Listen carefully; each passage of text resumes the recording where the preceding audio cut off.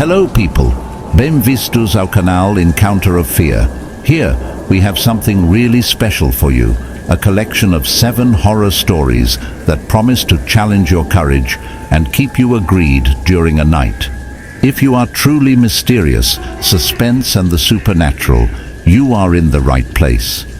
Before we start, do not leave any of your likes and discover the channel so as not to miss out on our scary and exciting stories. Know when new videos are released. Now prepare to enter a world of terror with these stories that vão te arrepiar até ossos. Let's get started. It was a stormy night in a small village in northern England, where the rain and wind seemed to converse in an ancient, unknown language. The houses shook under the force of the elements, and the villagers huddled under their blankets, fearing what was to come. Among them was Thomas Hawke, a middle-aged man who, desperate for change in his stagnant life, had heard rumors of a supernatural pact that could bring wealth and power. Thomas was an ordinary man, but his ambition was boundless. He had lost his wife to a cruel illness, and depression had consumed him. His business was failing, and he saw the storm as an opportunity. It was said that on nights like this, the wind whispered promises to those willing to listen and pay the price. With his mind filled with desperation, Thomas decided it was time to give it a try. He ventured out into the storm, the wind cutting his skin like sharp blades. Thomas walked to a desolate hill where legend said the pact could be made. With trembling legs and a racing heart, he raised his arms to the sky and shouted, "If there's something out there, I'm here. I'm willing to pay any price for wealth and success." The wind seemed to stop for a moment, and then a deep, icy whisper filled the air. "Are you willing to do whatever it takes?" the wind asked. "What are you willing to sacrifice?" Without hesitation, Thomas answered, "I sacrifice my peace of mind and my future. Give me what you promised, and I accept the cost." With his words, a whirlwind formed around him, and a shadowy figure appeared before him. The entity, seeming made of wind and darkness, made the deal. Thomas signed an invisible contract, feeling a weight in the air and a freezing cold that made him shiver. When he returned home, he found an envelope with a substantial amount of money and a letter that read only, "Your fortune is assured, but remember, the price is high." In the following days, Thomas's life changed dramatically. He found himself at the center of a series of events that culminated in financial and social success. However, this fortune did not come without a cost. Thomas began to lose his memory. At first, he forgot trivial details, like where he had put his glasses or the names of his new employees. But soon, he started to forget significant moments of his life, his deceased wife's face, anniversaries, even his own history. Over time, his ability to remember recent events or converse with people deteriorated. He increasingly found himself in a constant fog, where faces became blurred and conversations were meaningless. People around him began to notice his condition, and although some tried to help, Thomas's decline was inevitable. On one particularly dark night, as the wind howled with the same intensity as the night of the pact, Thomas heard a familiar whisper. He was in his house, now almost deserted, surrounded by objects he no longer recognized. The wind seemed to have a clearer voice now, and the words echoed in a terrifying and threatening manner. "Time is your enemy. You will pay the final price." Desperate, Thomas tried to reverse the situation. He sought exorcists, made charity promises, and even attempted to undo the pact, but nothing seemed to work. His memory continued to fragment, and the terror of not knowing what was real or imagined intensified. One night, as the storm raged again, Thomas saw a shadow in his mirror. It was the same entity that had made the pact. It stared at him with an expression of cruelty and satisfaction. "You cannot escape your fate," said the shadow. You traded your peace of mind for wealth, and now you are lost forever." In a final attempt to escape, Thomas tried to flee, but the wind seemed to be everywhere. The walls of the house began to shift, and the environment transformed into an endless maze. He found himself running through endless corridors, hearing distant screams of a life he could no longer remember. Finally, Thomas confronted one last vision, a scene of his own life, but distorted and filled with horror. He saw himself at a dinner table, surrounded by friends and family, but all their faces were blurred and distorted, as if trapped in a nightmare. On the last night of his life, as the wind blew with even greater force, Thomas understood the true extent of the price he had paid. He had sacrificed his own existence, and what remained of him was trapped in an eternity of torment and forgetfulness, forever whispered by the wind he had summoned. Thomas's house was left in ruins, a dark reminder of a man who sought more than he could bear. The storm that took him did not vanish, and the wind continues to whistle, always seeking a new soul willing to make a pact in search of power and wealth, unaware of the true cost.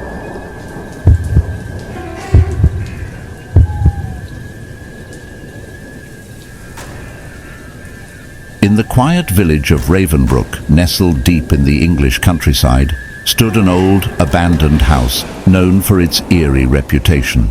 The house, once a grand estate, had fallen into disrepair after the sudden disappearance of its owners many years ago.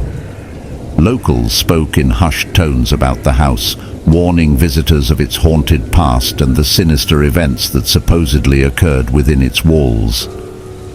One crisp autumn evening, a family of 4, David, Emma, and their 2 teenage children, Lily and Ben, decided to explore the house. They had heard the stories and thought it would be an exciting adventure. The house was a large Victorian structure with creaking floorboards and dusty, cobweb-covered corners. The windows, fogged with age and neglect, let in only dim light. As they entered the house, they were struck by its oppressive atmosphere. The air was thick with an unsettling silence, broken only by the occasional groan of the house settling. The family explored the ground floor, marveling at the ornate but faded furnishings. It wasn't long before they reached the second floor, where the atmosphere grew even more tense. The air felt colder, and a strange sensation of being watched began to settle over them. Emma, feeling a chill, suggested they take a break and sit in what appeared to be a drawing room. The room was filled with antique furniture, including a grand piano that had long since fallen silent. As they settled into their seats, the temperature in the room seemed to drop further. David, trying to lighten the mood, made a joke about ghosts, but his words seemed to hang in the air, adding to the sense of unease. Suddenly, Lily noticed something odd. A faint, rhythmic sound, like heavy breathing, seemed to emanate from an empty room across the hallway. She pointed it out to her family, and they all listened intently. The breathing grew louder, more pronounced, and seemed to be accompanied by a faint, whispering voice that murmured indistinguishable words. Feeling uneasy but driven by curiosity, David decided to investigate. He opened the door to the empty room, only to find it completely devoid of anything unusual. No signs of disturbance, no obvious source of the sound. He returned to the drawing room, trying to shake off the creeping sense of dread. As the family continued their exploration, the disturbances grew more frequent. The doors creaked open and shut on their own, and the temperature fluctuated wildly. In one of the bedrooms, Ben discovered a large ornate mirror covered with a dusty sheet. When he removed the sheet, he was startled to see a ghostly figure in the reflection, a man with hollow eyes and a skeletal frame standing behind him. When he turned around, the room was empty. That night, the family decided to spend the night in the house, hoping that their adventurous spirit would overcome their fear. They set up sleeping bags in the drawing room, but sleep was elusive. The house seemed to come alive with unsettling noises, footsteps echoing in the corridors, whispers growing louder, and the sound of something dragging across the floor. Around midnight, Emma was awoken by the sensation of being watched. She saw a shadowy figure standing in the doorway. As she tried to wake David, the figure vanished. David, half asleep, dismissed it as a trick of the light, but Emma's fear grew stronger. Later that night, Lily and Ben heard scratching noises coming from behind the walls. They tried to ignore it, but the sounds grew more insistent, accompanied by a faint, mournful wail. The wail seemed to come from the walls themselves, echoing through the old house like a mournful cry for help. Desperate to find the source of the noises, David and Emma began searching the house. They discovered a hidden door in the basement, concealed behind a false wall. With trembling hands, they pried it open to reveal a dark, narrow passage. As they ventured down the passage, they found a small, dimly lit chamber filled with old, tattered furniture and strange symbols etched into the walls. In the center of the chamber was an old book, bound in cracked leather. Emma picked it up, and as she opened it, the room was filled with a powerful, oppressive force. The whispers grew louder, converging into a cacophony of voices that seemed to come from all around them. The family felt a chilling presence, as if they were not alone but surrounded by unseen entities. Suddenly, the room was plunged into darkness. The temperature plummeted, and the family could feel a cold, invisible presence closing in on them. The shadows in the room seemed to come alive, shifting and moving with a malevolent energy. The family could hear the sound of ragged breathing and the feeling of invisible hands reaching out to them. In the midst of the terror, Lily discovered a hidden compartment in the wall containing old photographs and letters. The photographs depicted the original occupants of the house, including a family that resembled theirs. The letters revealed a dark history. The original family had been involved in occult practices and had made a pact with a malevolent entity for power. The entity had demanded a price, one that involved the souls of those who entered the house. Realizing the gravity of their situation, the family raced back through the passage and up to the main floor. The house seemed to resist their escape, with doors slamming shut and the walls seemingly closing in. They were pursued by the invisible presence, which seemed to feed on their fear. In a desperate bid to escape, David and Emma led their children outside into the stormy night. As they fled, the wind howled with a terrifying intensity, as if the house itself was alive and reaching out to reclaim them. The family ran through the rain, the oppressive force of the house seemingly following them. Once they reached the safety of the village, they looked back at the house. The storm had abated, and the house stood silent and still, as if it were waiting for its next victims. The family never spoke of their experience again, but they were forever changed by the terror they had faced. The house remained a dark legend in Ravenbrook, a place where shadows moved and unseen forces lurked, waiting for the next unwary soul to make the mistake of entering its haunted halls. To this day, the villagers speak of the house with a mixture of fear and respect, warning all who dare to venture near of the invisible host that waits for them inside. And every stormy night, if one listens closely, they can still hear the mournful wails and the rhythmic breathing of the entity that never lets go of its prey.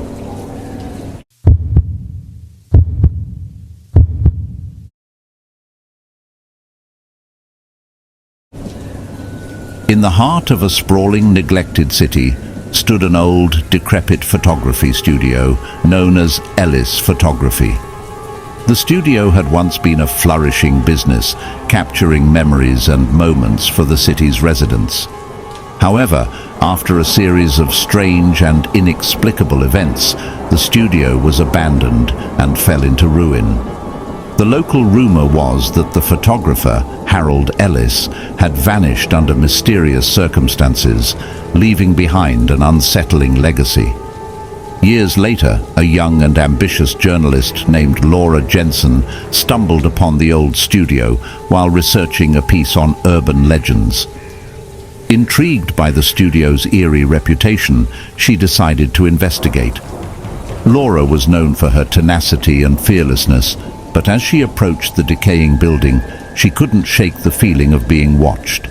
The windows were shattered, and the once grand sign was now rusted and barely legible. Yet Laura was determined to uncover the truth. Inside the studio, Laura was met with a sight of disarray. Dust-covered furniture, scattered photographs and broken equipment lay in disarray. The air was thick with the musty smell of neglect. Laura began her investigation, taking photographs of the studio's interior for her story. As she moved through the rooms, she came across an old leather-bound ledger filled with entries about the studio's clientele and their sessions. One entry caught her attention. Session 13, midnight. Curious, Laura decided to delve deeper. She discovered a small locked room at the back of the studio. The door was covered in cobwebs, and the keyhole was rusted shut. Determined, she pried open the door with a crowbar, revealing a room filled with strange, outdated photography equipment and a large, covered object in the center. With trembling hands, Laura removed the cover, revealing an old-fashioned, ornate camera. It looked remarkably well preserved despite its age. Next to the camera was a note that read, "For those who seek the truth, beware the price." Ignoring the ominous warning, Laura set up the camera and began to experiment. As she adjusted the settings and examined the lens, she noticed something peculiar. The camera's viewfinder seemed to distort reality, showing ghostly, fleeting images that disappeared when she looked away. Shaking off the unease, Laura took a few test shots, thinking they were merely reflections of her anxiety. As midnight approached, Laura felt an inexplicable pull to stay and continue her investigation.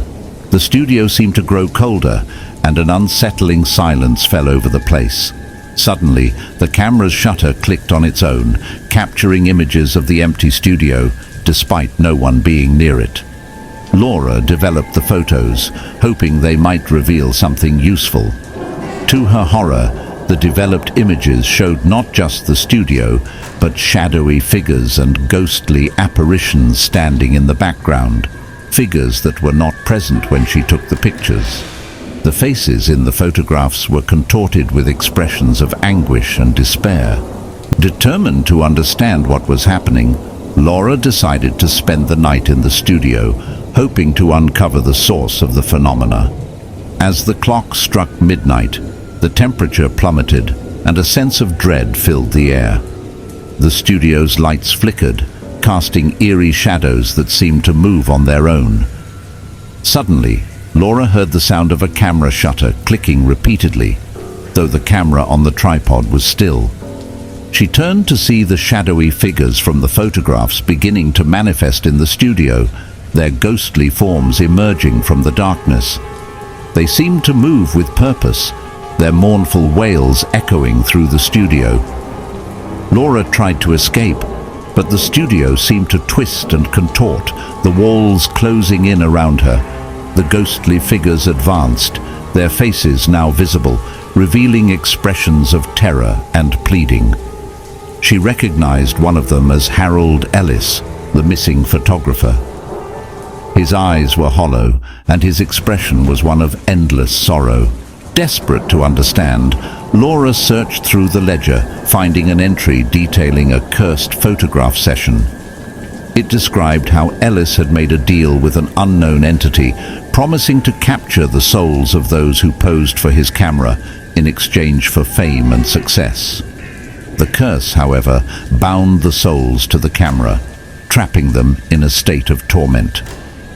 As the ghosts surrounded her, Laura realized that they were all victims of Ellis's pact, doomed to wander the studio for eternity. The entities were now targeting her, seeking to add her soul to their ranks. Laura could feel their cold fingers brushing against her skin, their mournful cries growing louder. In a final act of defiance, Laura grabbed the cursed camera and smashed it against the floor, hoping to break the cycle. The studio trembled, and the ghostly figures let out one final, anguished scream. The temperature shot up, and the studio's oppressive atmosphere lifted slightly.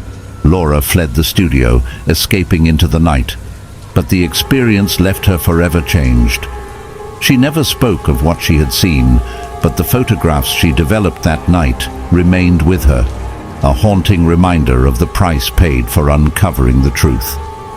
The abandoned studio of Ellis Photography remained a dark legend in the city, a place where the restless spirits of those who had been trapped by the cursed camera continued to linger. Local law warned of the dangers of seeking out the truth when it came to such dark pacts, and the studio stood as a chilling reminder of the price that might be paid. To this day, no one dares to enter Ellis Photography after dark. The building stands as a silent testament to the dark bargain struck by its former owner, a place where the veil between the living and the dead is thin, and the echoes of the cursed souls can still be heard.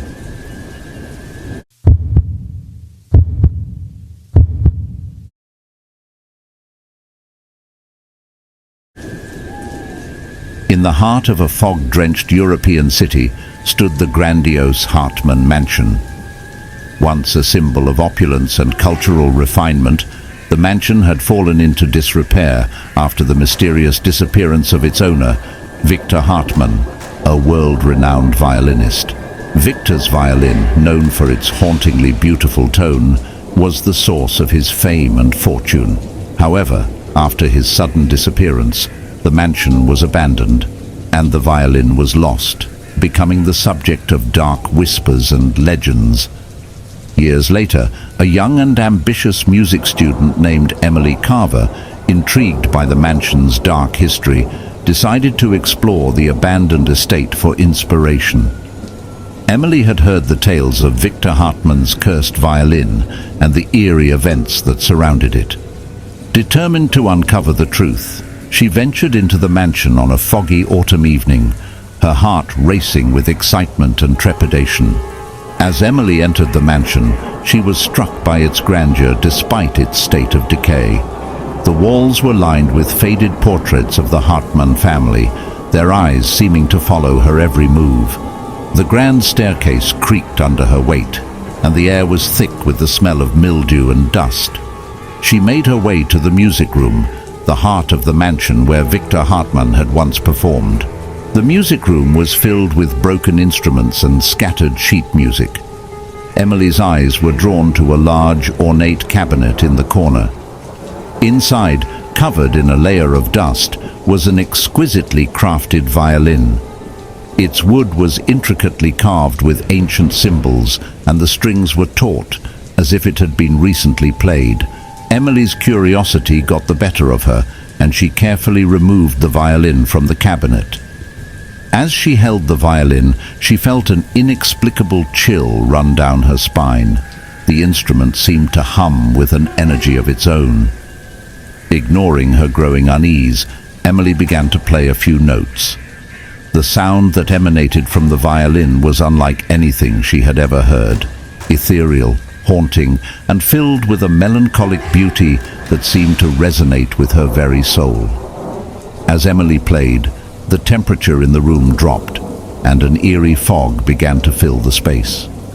The mansion seemed to come alive with whispers and shadows that danced along the walls. The music took on a life of its own, and Emily found herself losing control over the melody. The notes became erratic and dissonant, and the music seemed to draw out a deep, unsettling energy. Suddenly, Emily felt a cold hand grip her shoulder. She spun around to find herself alone, but the feeling of being watched grew stronger. The shadows in the room began to shift, forming ghostly figures with anguished expressions. The whispers grew louder, converging into a cacophony of voices that seemed to plead for release. Desperate to understand what was happening, Emily searched the music room for answers. She discovered a hidden compartment in the wall containing an old journal and a series of photographs. The journal belonged to Victor Hartman, and detailed his obsession with the violin. It spoke of a pact he had made with a malevolent entity to gain unparalleled musical talent in exchange for his soul. The photographs showed Victor performing with the violin, but in each image, his face grew increasingly gaunt and hollow. The final photograph was of Victor alone in the mansion, his eyes filled with terror and desperation. The last entry in the journal was a frantic scrawl. "The violin is alive. It demands more. I am lost." Realizing the gravity of the situation, Emily tried to put the violin down, but it seemed to be glued to her hands. The shadows in the room closed in on her, and the ghostly figures began to move with purpose. They seemed to be drawn to the music, their tortured expressions becoming more distinct. The temperature dropped even further, and the music room was plunged into darkness. Emily's breath came in short, visible puffs, and the whispers grew into a frenzied roar. The ghostly figures reached out to her, their icy fingers grazing her skin. She could hear their mournful wails and feel their desperate energy pulling her closer to the violin. In a final desperate attempt to escape, Emily managed to wrench the violin from her grasp and threw it across the room. The moment it hit the floor, the ghosts let out a bone-chilling scream, and the room was filled with a blinding light. The shadows and whispers seemed to be torn apart by the light, and the oppressive energy began to dissipate. Emily fled the mansion, her heart pounding with fear. As she stumbled out into the foggy night, she looked back at the Hartman mansion. The once grand estate stood silent and still, its dark history seemingly locked away once more. The violin remained inside, a dark reminder of the pact that had ensnared Victor Hartman's soul. In the days following her experience, Emily tried to share her story, but few believed her claims. The mansion and its cursed violin remained shrouded in mystery, a place where the veil between the living and the dead was dangerously thin. Emily never returned to the mansion, and the violin's haunting melody continued to echo in her nightmares. The Hartman mansion stands as a chilling testament to the price of ambition and the power of dark pacts. The violin, now a dark legend, is said to wait for the next soul to play its cursed notes, binding them to a fate of eternal torment and despair. The mansion remains a place of fear and mystery, where shadows move and whispers call, forever haunted by the spirit of Victor Hartman and the entity he had summoned with his fateful deal.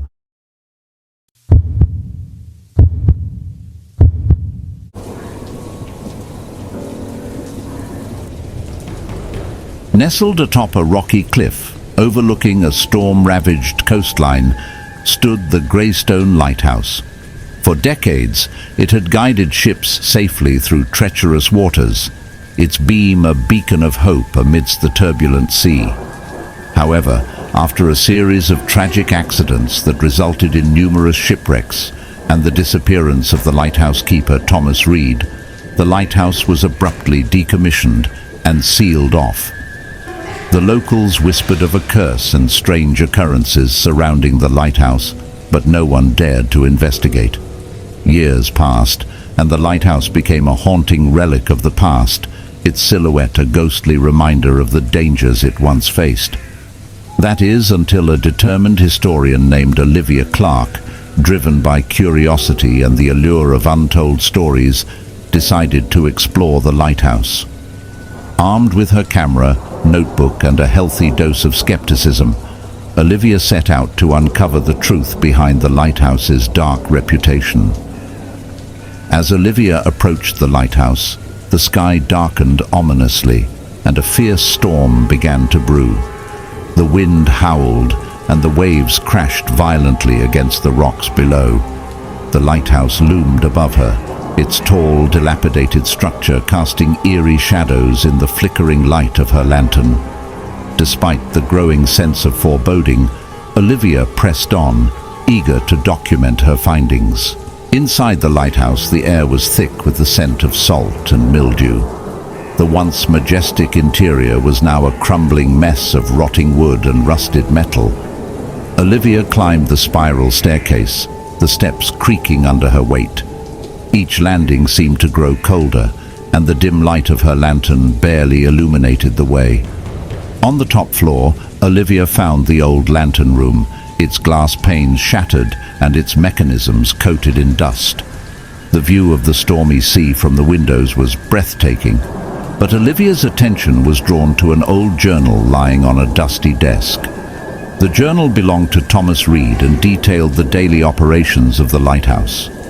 The final entries, however, were frantic and incoherent, filled with cryptic symbols and disturbing accounts of strange visions and voices.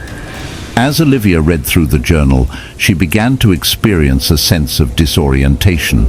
The lighthouse seemed to shift around her, the walls closing in and the floor tilting at odd angles.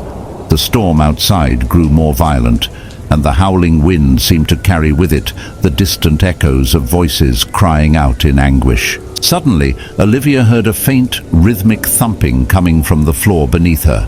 It sounded like someone was pounding on the walls. She descended the staircase cautiously, each step reverberating through the empty structure. The thumping grew louder and more insistent as she reached the lower levels.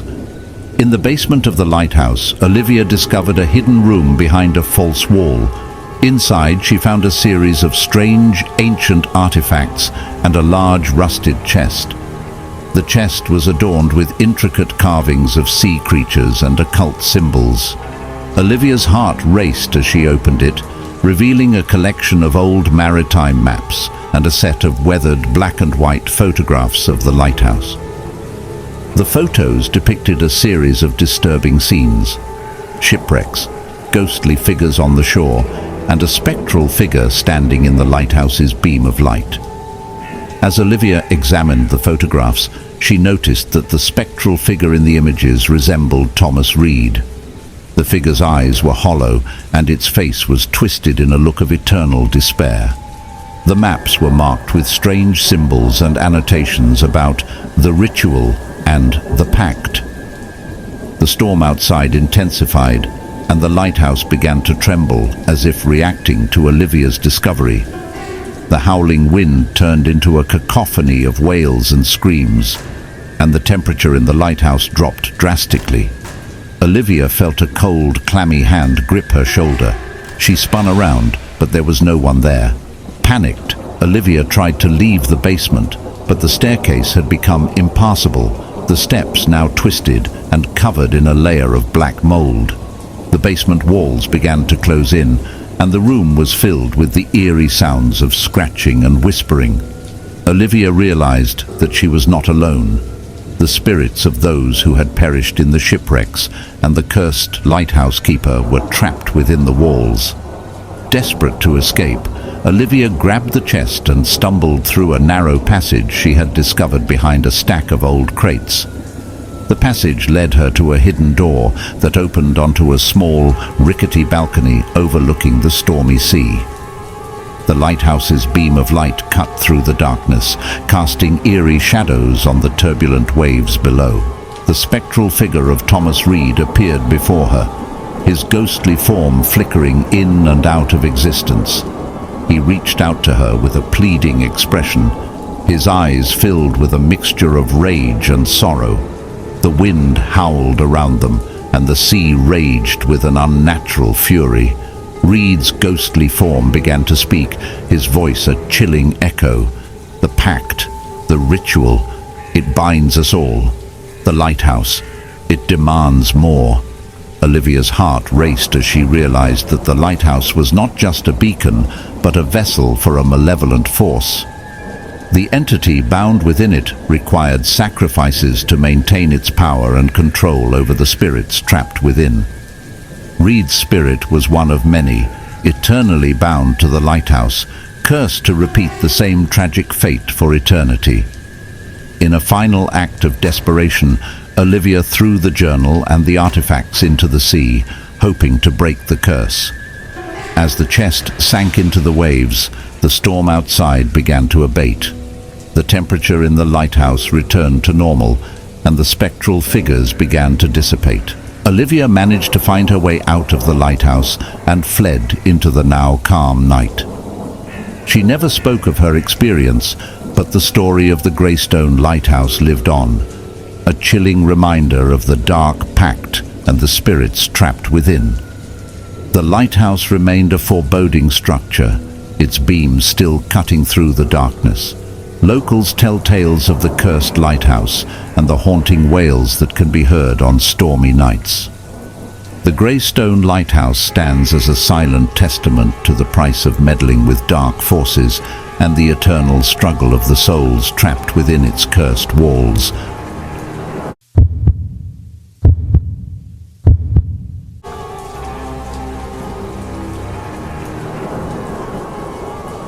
Perched on the outskirts of a forgotten town, the derelict Whitmore Asylum loomed like a sinister relic of a bygone era. Its crumbling facade and broken windows spoke of years of abandonment, but the true horror lay within its decaying walls. The asylum had once been a sanctuary for the mentally ill, but it had become infamous for the cruel experiments conducted there and the chilling rumors of paranormal activity that followed its closure. The asylum's dark history was brought back into the public eye when a group of amateur paranormal investigators decided to explore the site.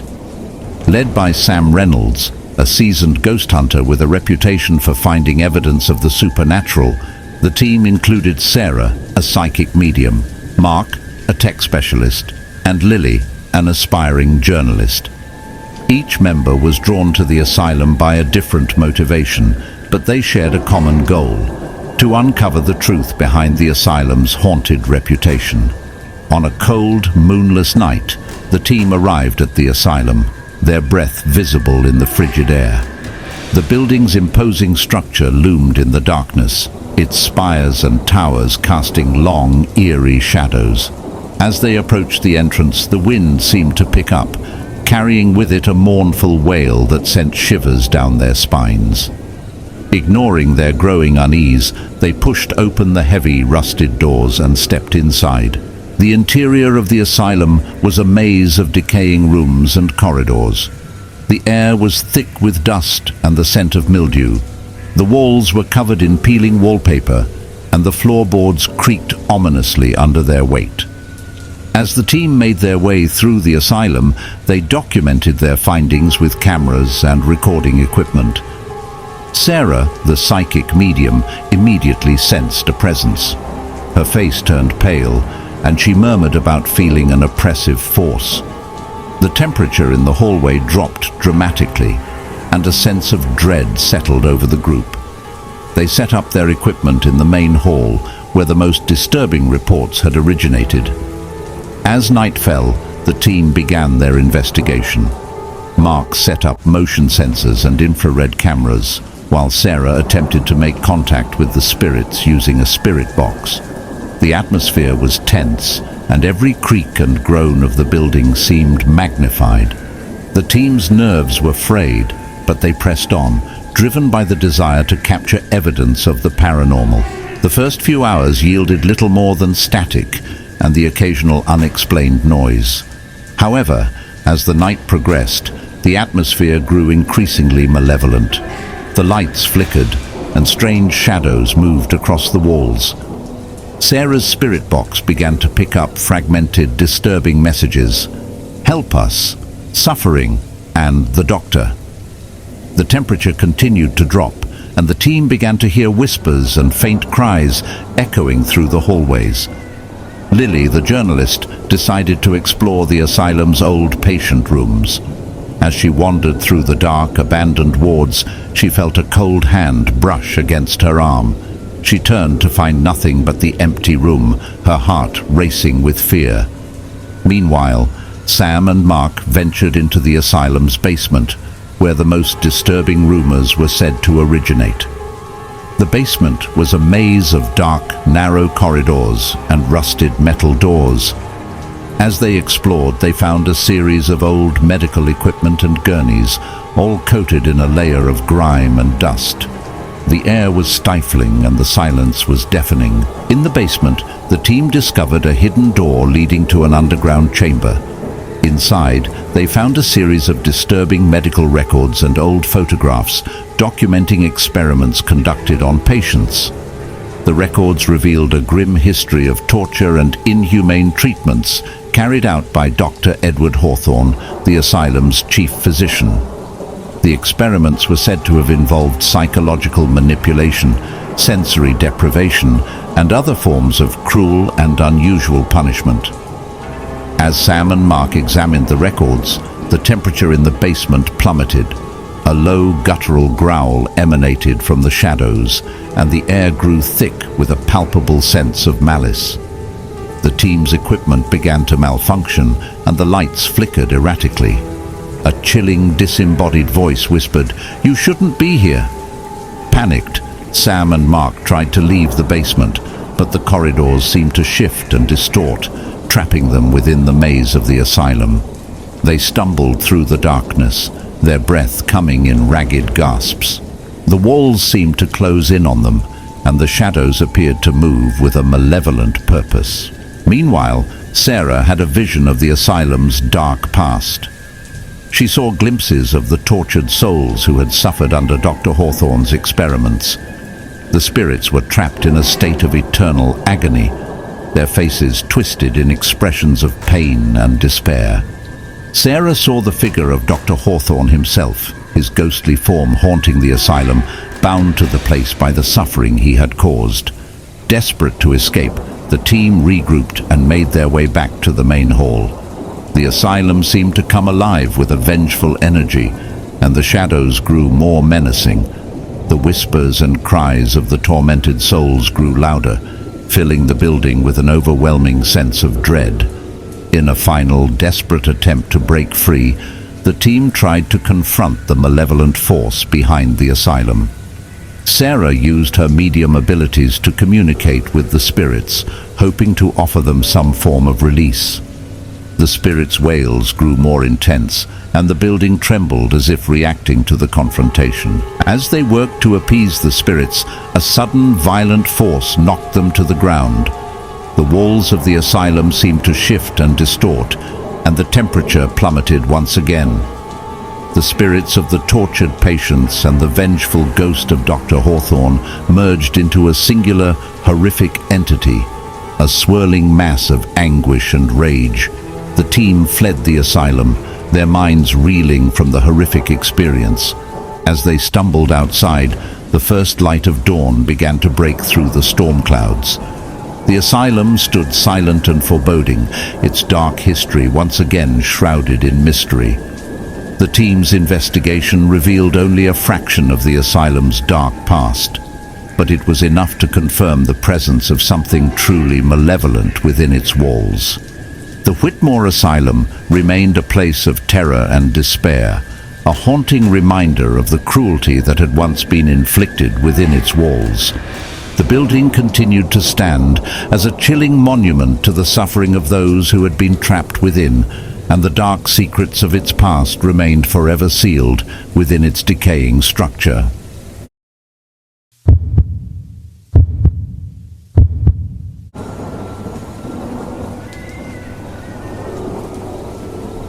In a quiet, picturesque town nestled in the countryside, there was a quaint antique shop known for its charming yet eerie collection of relics from bygone eras.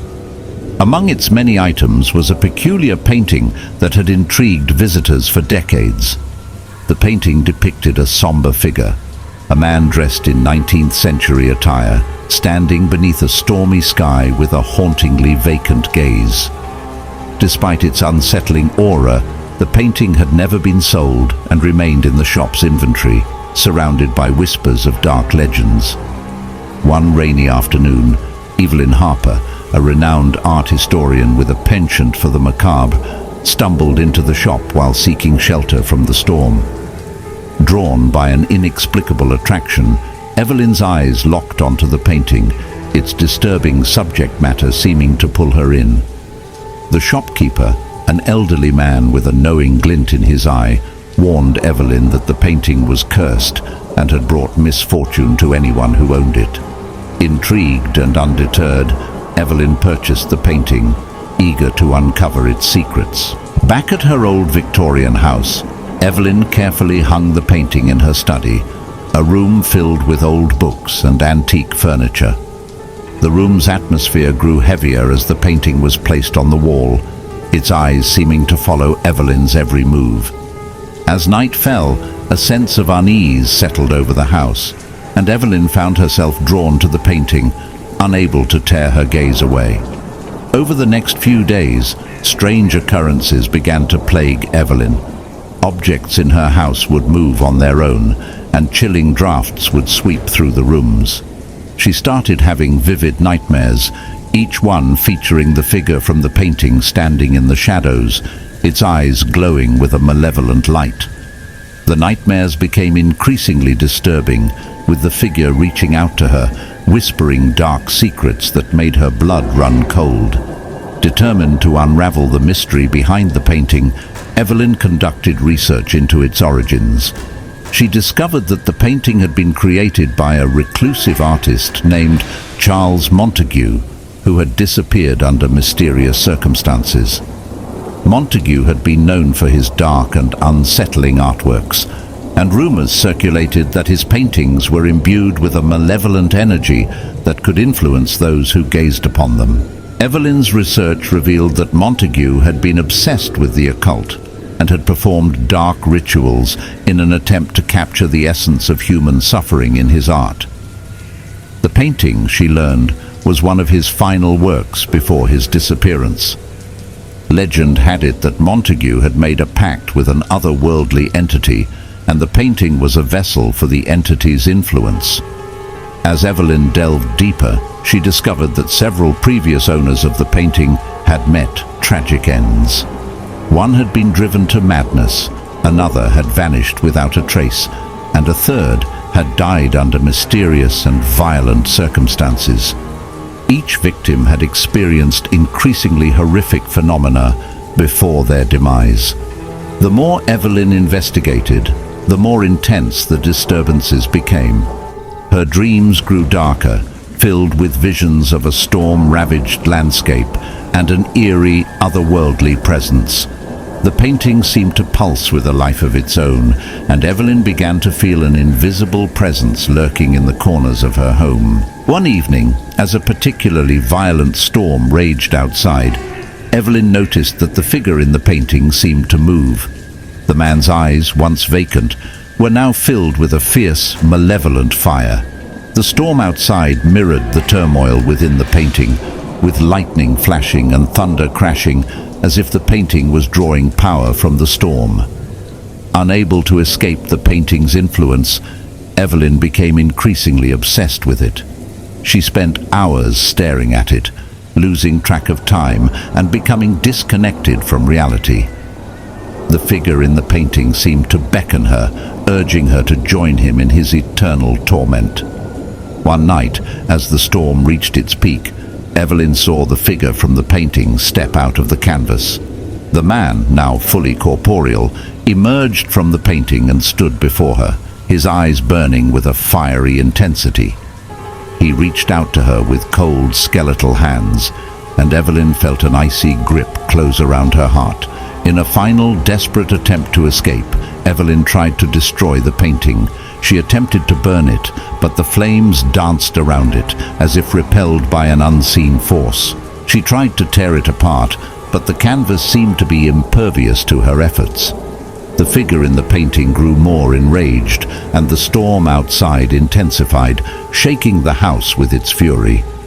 As the figure advanced on her, Evelyn felt an overwhelming sense of dread.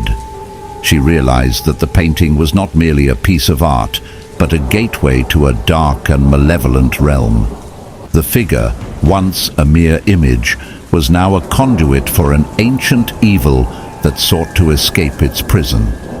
In a final, desperate act, Evelyn attempted to banish the entity using an old ritual she had found in her research. She gathered candles and ancient texts, performing the ritual in a last-ditch effort to seal the painting's power.